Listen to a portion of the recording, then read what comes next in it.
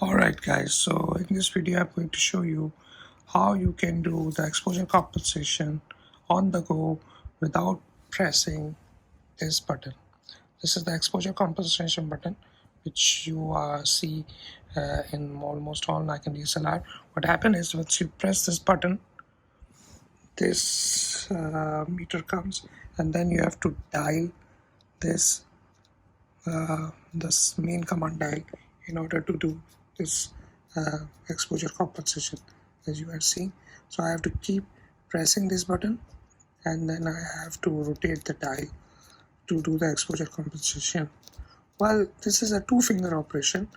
What I am going to show you is to do one-finger operation without pressing this button. This will be much easier for you to operate the camera and do the exposure compensation quickly, just like this. So let's get started. So it's very easy. First you go into the aperture priority or shutter priority. I'm just going into the aperture priority right now, and my exposure compensation is 0. Alright, so I'm just going into the menu, and once go into the menu, I go to the custom setting menu. In the custom setting menu, I choose the metering / exposure. Once I select this, so there is an option called B2, easy exposure compensation. So I have to just enable it on. That's it. I'm done. So I don't have to press this button anymore.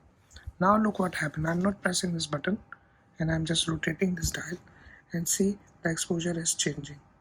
Now it's plus 1.3. Now it's -1, -2, -3, -4, up to -5. So I can do the same. This is 0, +1, +2, +3, 4, and 5. So I can do the exposure compensation from -5 to +5 by just rotating this dial on the go. That's it. So I configure the main command dial for exposure compensation. There are many other brands where they have this fancy rotating dial.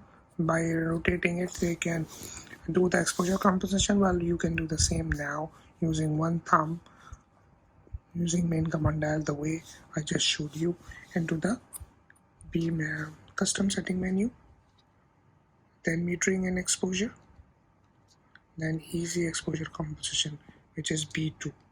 And maybe in the new cameras, in the other cameras, this could be B3 or B1. It depends on the camera model, but just remember, easy exposure compensation is the option that you have to go for.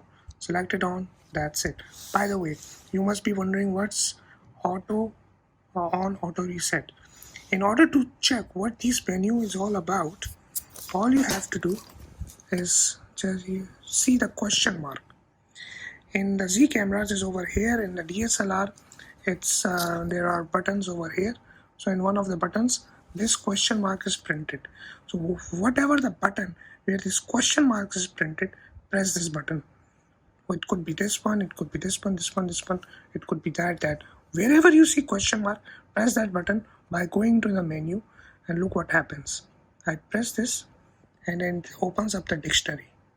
So it says that if you choose on auto reset without going exposure compensation, selecting this and that, so everything is detailed mentioning inside the camera. You don't have to look into the camera manuals. So like if I go to center weight and I press this again, it's not mentioning over here, no worries. Self timer, it says self timer, how to choose and what. So by pressing this question mark, you can have this quick dictionary of the camera functionality, what it does. You can go to even autofocus and check this out. What's the different release and focus? Press this, it tells you. So that's how you can configure the easy exposure compensation on the go. You see, now I can easily do one hand operation. I just hold the camera and I just dial this,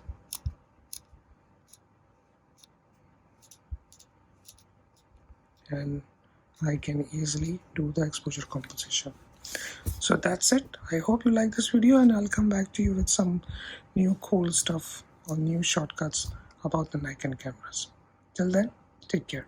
Bye.